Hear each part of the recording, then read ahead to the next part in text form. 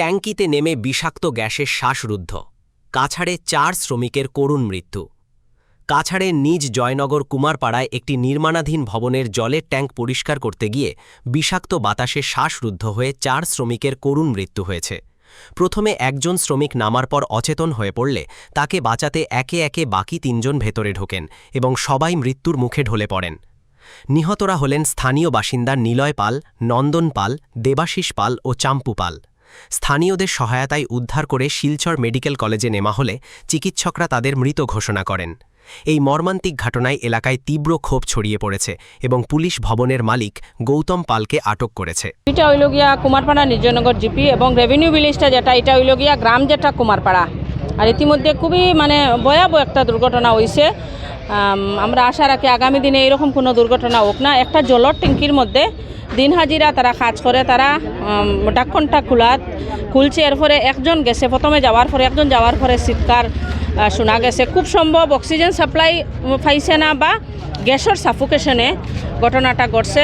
তো একজন করিয়া ফরফর করিয়া 60 জন এবং লোকালি আমরা কিছু ইকানোর ছেলেরা, একজনের নাম খুব আমার লইতে লাগের দীপেন্দু, আমরা দীপেন্দু দাস, ওয়ার্ড মেম্বার পিআরআইয়ের প্রতিনিধি, একটা ওয়ার্ড নম্বর 3 ওয়ার্ড মেম্বার।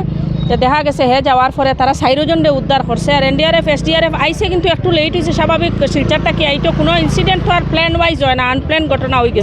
देखिए, हमें एक इमरजेंसी सूचना प्राप्त हुआ कि यहाँ पे कुछ घटना घटा है किसी अंडर कंस्ट्रक्शन बिल्डिंग में, जिसमें 4 लोगों को कुछ हानि प्राप्त हुआ है और उन लोग को इमीडिएट हालत में हमने अभी SMCH हॉस्पिटल भेजा गया है और वहाँ से अभी खबर आना बाकी है उनका क्या स्टेटस है।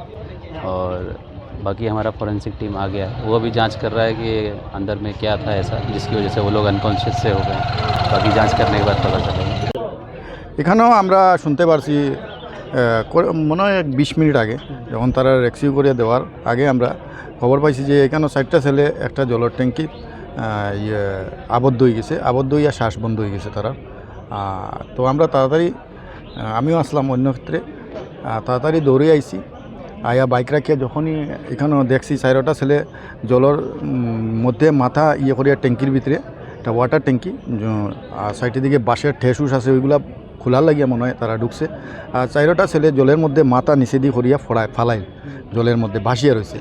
আর তখনই আমি ঢুকতে চাইছি ভিতরে, আমি ঢুকিয়া ফার্মও কইছি, কিন্তু গ্রামবাসী সাহস হয়েছে না তারা যে আরেকজনের ঢুকাইয়া আর এখানেও তার যদি কিছু অবস্থা হয় তো এটার দায়ী খেয়ে হইব। তো গ্রামবাসী ঢুকতে দিছে না, প্রায় 3-4 জনে আমারে হাতে ধরিয়া কইছে না ঢুকিস না, আরেকজন ঢুকিয়া এখানে সেন্সলেস হইয়া বাইরেছে, তুই ফারতে না এটা।